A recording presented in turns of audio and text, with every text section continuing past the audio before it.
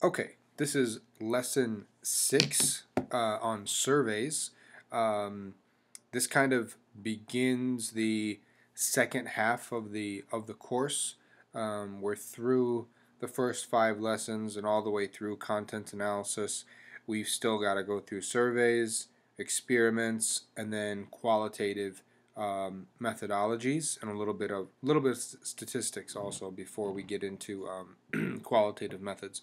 But surveys are generally this lesson goes a little bit more quickly. Make sure you do read the chapter, but you're all familiar with surveys already, partly because surveys and survey results are everywhere, and you've all filled out numerous surveys during the course of your lives so far, and you may have also done surveys or created surveys, distributed surveys, either for school or for work or for some other reason. We regularly see poll results published in the newspapers, in the magazines, on television news, but it's very important to ask ourselves whether or not surveys that we're reading about were conducted scientifically, because the majority of the surveys that you'll see are much more casual. They're not necessarily scientific. They're more unscientific. We want to think about how did the survey designer select his or her sample? How did they design the questionnaire? And we want to think about error rates, right, as they relate to sample selection. So the sample size is very important, right? The sample size is, as the name suggests, just the relative size, how large your sample is. We abbreviate it with an N. So we'll say, when somebody asks you, what is your N? They mean, what is your sample size? So if you distributed if 500 people filled out your survey, then your sample size was 500. N equals 500. If 150 people filled out your survey, then your sample size is 150. And as you might suggest, or as you might have guessed, a larger sample size is better. We generally want to try to get it. Remember, this is a quantitative method. We're interested in generalization, so we want a larger sample size. So the more people that fill out your survey, all things being equal, the better, right? Up to a certain point. Remember, you don't need, statistics being a beautiful thing, you don't need to have everybody fill out your survey, right? That's why otherwise, it would be really laborious, very arduous to ask everyone to fill out our survey. We can't possibly take a census every time. Really, very rarely will you ever see a census, a true census. But you will see people sampling, and as we've said, if you draw a good sample, your sample will be representative.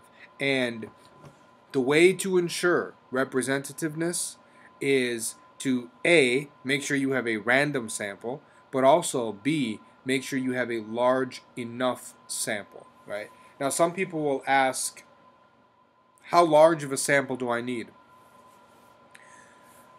That's a complicated question, and there's no absolute agreement on this. There are some formulas that will help you figure that out. We're not going to study that in this class. A lot of the times in our field, it's just kind of a sweet spot. Honestly, it's you work with what's available, right? And you try to get as large of a number as possible. But let me talk a little bit about the margin of error, because this is important. Pay attention here, because some people get confused. But if you were to take a census and you got a statistic, so let's say you took a census of all UNA students. That means you surveyed every single UNA student, and you found out that 73% of UNA students are satisfied with their education that they're receiving at UNA. I'm just making this up. That would be a real number, right? Because you took a census. That's it. That's the end of the story. Now, if you take a sample And let's say you're probably not gonna get exactly 73%, right? The difference between the real number, 73%, in other words, if you had taken a census, and whatever you get as a result of your sample, that is the margin of error. So if you were to get, 71%, then the difference between 71 and 73, that's your error, right? So the point is, when you sample, you get really close. Sampling's almost as good when it's done right. It's almost as good as taking a census. You almost get that real number, but it's not perfect. It's not exactly like taking a census. There's always, when you sample, there's always a little bit of margin of error, which is the area in which the real response lies, where real means if we could survey everyone, if we could take a census. And the margin of error is indicated as plus or minus, okay? So they'll say in the survey, the margin of error is plus or minus 3%, for example, right? And I'll show you what that means. But again, if you increase your sample size, you're going to have a lower margin of error. So here's a real example from the Iowa poll conducted around the time of the 2012, right before the 2012 presidential election. They asked Iowans, name the candidate that you support for president in the election. And 42% of the respondents said Mitt Romney, and 47% said Barack Obama. But there was a plus or minus 3.5% margin of error. So what that means is that okay, this is a typo. Let me just fix this right now so that you don't get confused. So bear with me for a minute.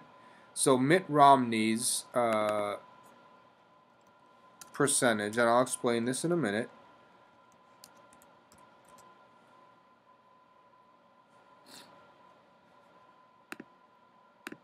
Okay, sorry about that. I should save this because I've had that error on there forever and I haven't corrected it. So Mitt Romney's at 42%. Right? But it's the margin of error is plus or minus 3.5. So what that actually means is that he might actually, his real number might be as low as 38.5%, which is 42% minus 3.5%. Or he could be as high as 45.5%, which is 42 plus 3.5. So it's plus or minus, right? 3.5%. Same thing with Barack Obama. He's at 47% in the survey, but there's a plus or minus 3% margin of error. So he's anywhere from 43.5% support to 50.5% support.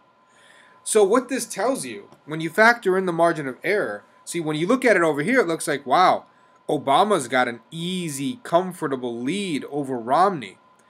But when you factor in the fact that there's a margin of error, now the race is too close to call. It's a dead heat. It's a dead heat. Because Romney could be at 45.5, Obama could be at 43.5. So we don't know for sure who the favorite candidate of Iowans is at that point. Now Obama, he did go on to win Iowa, right? And he won the presidency, obviously, again in 2012. But the point is, you have to pay close attention to the margin of error that's listed. And if the survey that you're reading or the poll results, if they don't even list the margin of error, then that's a big problem. That's very unprofessional and very unscientific. What are the different kinds of surveys? Well, we have two basic kinds that I want to talk about. You have the descriptive survey, which is an attempt to describe, as the name would suggest, or document some current condition, right? Attitudes, for instance. What exists at the moment? What is there? What is out there right now? For instance, the rate of unemployment. It's descriptive. How many people are working? How many people are... They usually just go out and ask people, do you have a job? Right? What is public opinion on a certain candidate? Do you like the job that President Obama is doing? Do you like the job that Governor Bentley is doing in Alabama? Right? Very straightforward, just purely descriptive. There are also analytical surveys, however, which attempt to describe and explain why situations exist. So here, you're going to actually have two variables or more, right? And you're going to examine them in relation to one another, right? So, for example, you might ask people in a survey about their television viewing habits on the one hand and their lifestyle on the other hand. You know, how often do they exercise? Stuff like that. You know, how often do they go out? How often do they um, entertain themselves outside the home? Stuff like that. How much money they spend. And you can now draw a comparison. You can do an analysis between those two variables, right? And determine, for instance, that I'm just making this up, but maybe people that watch more TV exercise less. That's possible. That might be one of the things that you might find in that survey. So that's an analytical survey. So those are the two basic kinds of surveys. What are the advantages of survey research as compared with other kinds of research? Well, first of all, you can gather a lot of information at a relatively low cost. It's not that expensive to do a survey. I mean, and you think about it, you can gather so much information. When you do interviews, interviews are hard. You know, people think they're easy. I did interviews in Egypt. I did like 83 in-depth interviews. It took a lot of time. I had like 200 something pages of notes. It was laborious. It was arduous to try to go through. If you do a survey, I also did a survey in Egypt, you just design the survey one time. You distribute it to people. And then, bam, you got all your results. You enter them in, and the computer just spits out a bunch of data for you. So it's kind of cool. You can gather a ton of information. Doesn't have to be very expensive at all. In some cases, I mean, there could be almost no cost associated with doing a survey. And then you can get, you have the advantage of being able to do the statistical manipulation, right? Because this is a quantitative, it's a quantitative method, right? So that's an advantage. There are some disadvantages. One disadvantage, this is a little bit controversial, but it's generally not seen as possible to establish causality, that A causes B when you do a survey. So even though you'll have your independent variable and your dependent variable, a lot of people will say you can't truly measure causality unless you do an experiment, because in an experiment you're isolating and controlling for everything, right? So that's kind of a debate that that you might read about. They'll discuss this a little bit in the text. This idea of causality. But if a survey is designed really well, it can tell you something about causality, about causal relationships. In any case, another disadvantage of survey research, the causality thing is not a major disadvantage. Usually we don't go into a survey trying to prove that this causes this anyways, right? And then if we do want to know something about causation, if we design our survey well, we can say something. In any case, poor wording, you have to be very careful in a survey. One misplaced word, you use the wrong word, you place questions wrong, you can really ruin a survey, right?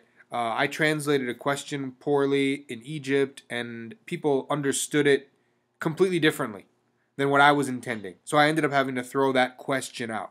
Fortunately, that was just one question. But, that's the kind of thing that can happen, that can really go wrong.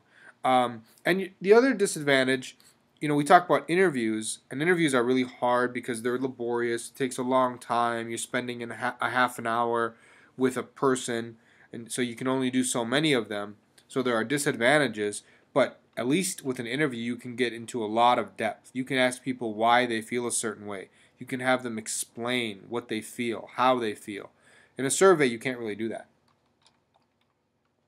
So one of the disadvantages of surveys is that the data that you do get, in comparison with an interview, relatively superficial. It's very surface oriented. You're not going to get underneath the surface with a survey, right? Sometimes that's okay. You don't need to get underneath the surface.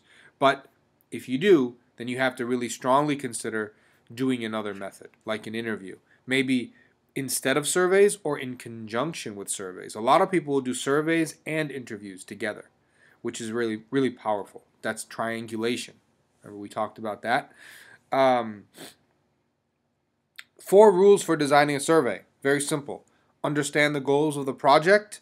Some people will lose sight of their goal and they'll end up including questions that have nothing to do with the topic, right? So you always want to make sure you stay focused. Make sure that your questions are clear and understandable. If people don't understand what you're saying, first of all, they're going to get frustrated.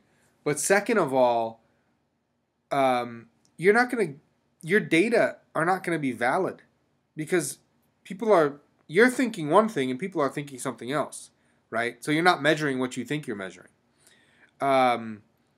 Questions must accurately communicate what's required from respondents. So tell people, skip this question if you answered a certain way.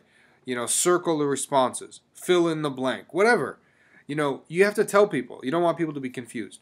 And then don't assume respondents understand the questions they are asked. Be very explicit. Remember, some people have not filled out a lot of surveys. I learned that in Egypt. It's not a survey culture. There aren't a ton of surveys. So I had to be really explicit with my instructions.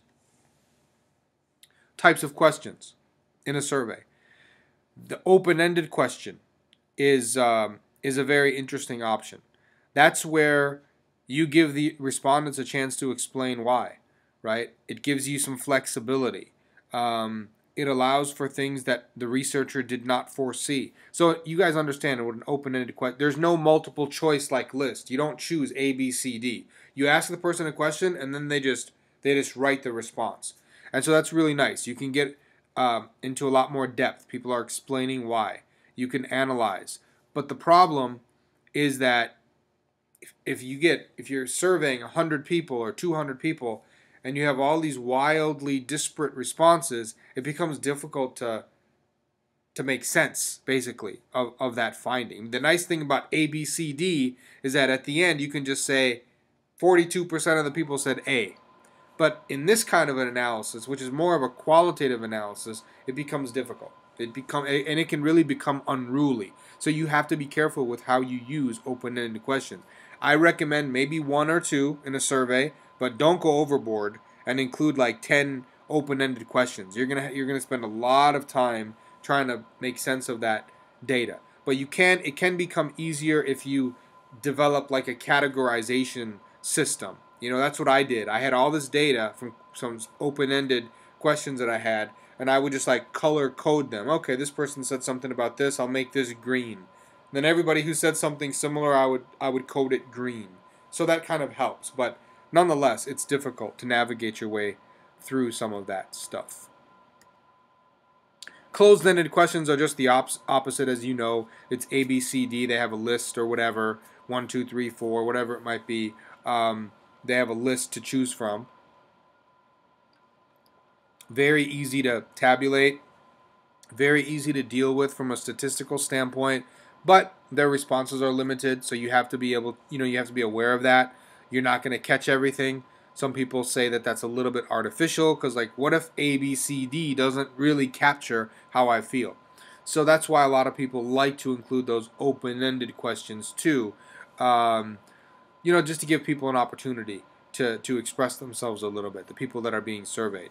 But certainly from a researcher standpoint, believe me, closed-ended questions are much easier to deal with.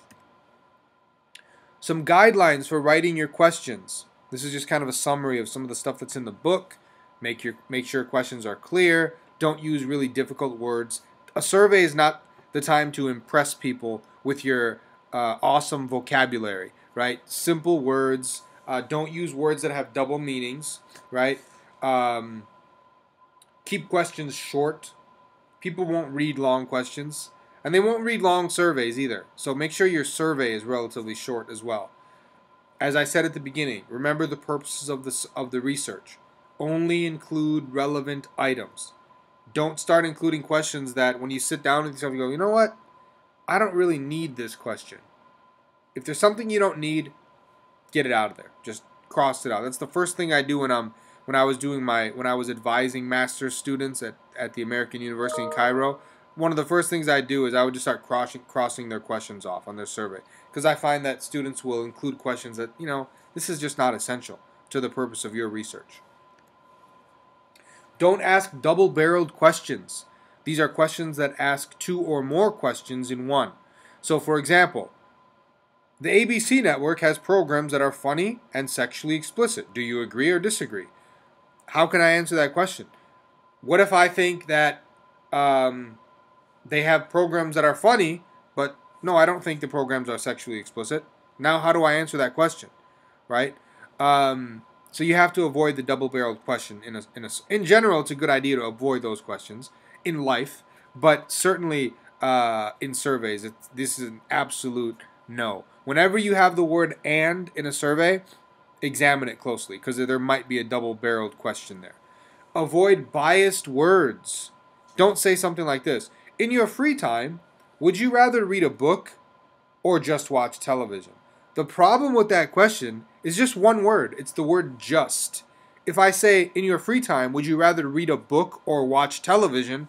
That's fine. But if I say just watch television, what am I doing? I'm suggesting that watching TV is not very important. And that's what people will understand. And whether you think that or not, you can't be biased in a survey, because you want people to give you their honest responses. That's the whole point.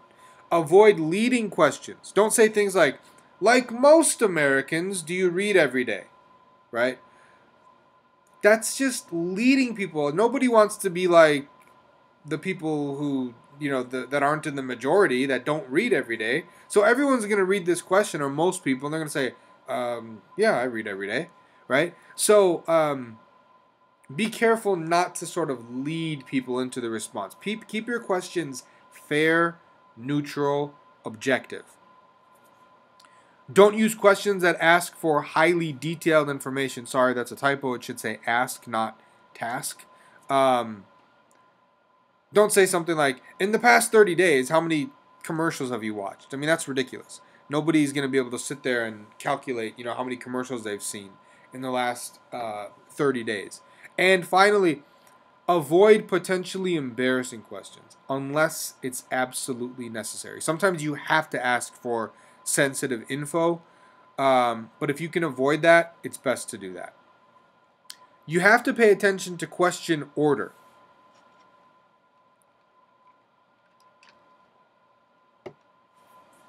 It's a good idea to include demographic and other personal questions at the end. Can you think about why? Well, think about if you were doing a survey.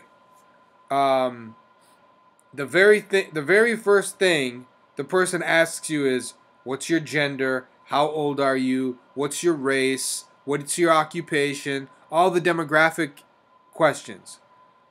You're going to be thinking to yourself, it might be possible for this surveyor to figure out who I am.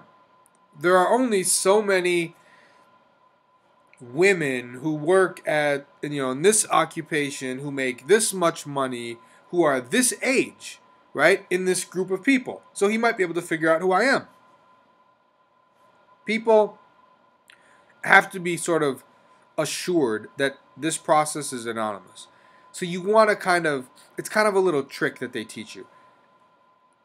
And it knocks people off balance too at the very beginning when they start giving this personal information. So I would suggest always ask all of your important survey questions about the nature of your study first, and then at the end hit the people with the demographic questions. There has to be a logical sequence from the general to the more specific. You have to be careful with question order. This is something that a lot of people ignore, but it's important, and it's kind of hard to explain. I kind of have to see your survey, and this is what I'll do with students. Like, if you're going to design a survey for your final project, for example, feel free to send it to me. I'll have a look at it, and I might give you some advice before you turn in the final copy. I might give you some advice on question order. But so, just for example, you ask somebody in a survey 10 straight questions about violence in society. And then question 11 is, what do you think the most pressing problem in society is? I mean, obviously they're going to say violence if that's one of the choices. So you've kind of primed them in that case to think about violence. You want to avoid that. You have to be careful about question order. Dichotomous response questions are great because they're easy to tabulate. They're also problematic because there's very little sensitivity to degrees of conviction. You tell somebody agree, disagree, or yes or no. You're not really capturing how they feel. They might strongly agree, or just agree, or they might be neutral, or they might disagree, or they might strongly disagree. So there you have, in that example, that Likert scale, you have 5 points. That's a lot more sensitive than just agree, disagree, right? But again, the nice thing about the dichotomous response questions is that they're very easy to tabulate. When writing multiple choice questions, make sure to include all the possible options. What's your favorite network? Fox, ABC, or CBS? That's a problematic question because it doesn't list all the possible choices, all the possible options. What if my favorite network is NBC? Oops, sorry. What if my favorite network is NBC or ESPN or CNN or whatever? So, in a question like this, what's your favorite network? Honestly, the best thing to do, because you're not going to list out 100 networks, right? That would be ridiculous. So what you should do is just leave that one. That's open-ended. That's got to be an open-ended question, as far as I'm concerned. You leave a little line and have them write it in, and you got to go and figure it out afterwards and categorize. Put the certain networks in certain categories or whatever after the fact. Make sure that your responses in a multiple choice question are mutually exclusive. Think about this question. How many years have you been married? 1 to 3 years, 3 to 5 years, or 5 to 10 years? What's the problem? The problem is that these different options, these different answer choices are not mutually exclusive. There's overlap. They're not all separate. 1 to 3 overlaps with 3 to 5. What if I've been married for 3 years? What am I supposed to answer? A or B? What if I've been married 5 years? What am I supposed to answer? B or C? So be very careful about that. Rating scales can often be very useful. Rate something on a scale of 1 to 10 or 1 to 5 or whatever. So that's something that you should consider. Not just the traditional multiple choice question or the dichotomous response or the open-ended, but you have the rating scale. That's an option as well. Your response rate becomes very important. This is the percentage of respondents who complete the questionnaire among those who were contacted. So if you distributed your survey to 500 people and 250 people responded, then your response rate is 50%. The higher the response rate, the better, right? That goes without saying. People will attack you viciously if you have a very low response rate, because they'll say, this isn't representative. You're only telling me something about the small, tiny minority of people that responded to your survey. And people that respond are generally different. They might have a gripe. They might be overly passionate about this issue. You want to be able to generalize to the larger population. So try to get a higher response rate. Make sure that you have an introduction to this will help you increase your response rate. Introduction, short, sweet, to the point, explaining the purpose of the research. This has been shown to increase response rate. Include instructions. Make sure the survey is neat too, that it looks nice. Have filter questions. It allows people to skip questions if they aren't able to respond to them, or if their response is not wanted. All these things will help increase your response rate. And as I said, this goes hand in hand, but make sure that your survey is neat and clean. Have you ever done a survey where everything's all crammed up? Just doesn't look neat? Don't do that. People will tend to just ignore your survey, or they'll just start doing the old A, B, just kind of closing their eyes and circling the right answer, or just circling any answer. And as I said at the beginning too, shorter surveys are better in general, all things being equal. Try to eliminate, now I'm not saying, well, you have to have a 5-question survey. You have to get data, but if at all possible, try and eliminate questions that are extraneous. Because the shorter the survey, the better. They'll fill out your survey. It'll increase your response rate, but also people will concentrate and be more honest and accurate if it's a shorter survey. Because people lose focus and they lose interest if they have to sit there for 45 minutes filling out a survey. Always do a pre-test. This might help you identify things that are problematic, questions that are not clear, or whatever. So take your survey and distribute it to like 20 people, and then have them give you some feedback. That's a great tip. Always do that if possible. Think about how you want to administer your survey. Telephone. Some people do that. You've ever gotten a phone call? We're doing a survey. Would you like to participate? Mail. Good luck getting a response with those. A lot of people just kind of ignore that. That's considered junk mail for people. The internet is very popular. There's a website called surveymonkey.com that will actually help you design your survey and then distribute it. It's really kind of neat and handy. A lot of people are using that now. But that's a very popular option. The internet survey. Personal interviews, mall intercept, where you just kind of stop people at the mall. It just kind of depends on your situation. It might be group administration. You have the people present, you give them the survey in the class or at work or whatever. Incentives are also helpful. Like if you can give people, if you have money, give them a gift certificate somewhere or something tangible for participating, then that will obviously increase your response rate as well. Be careful about the fact that respondents can't always recall the information that you want for them. So that's why you want to make sure that your questions are relatively simple. Don't ask for really detailed information or anything that requires a really, really good memory. Sometimes respondents give the prestigious answers. No, this is known as prestige bias. They may say they donate to charity, even though they don't. This is why you want to tell people, this survey is anonymous. I will not tell them explicitly. I will not be able to associate your responses with you in any way. People will then be more relaxed. They'll be more honest. And that will help eliminate the possibility, or reduce the possibility, I should say, of prestige bias. Sometimes respondents aren't able to explain their true feelings. That's just one of the problems of dealing with, human subject research. It's one of the limitations in any kind of human subjects research. Sometimes interviews and participant observation, which we'll talk about later, are better able to capture true feelings and attitudes because they're qualitative and they go more in depth.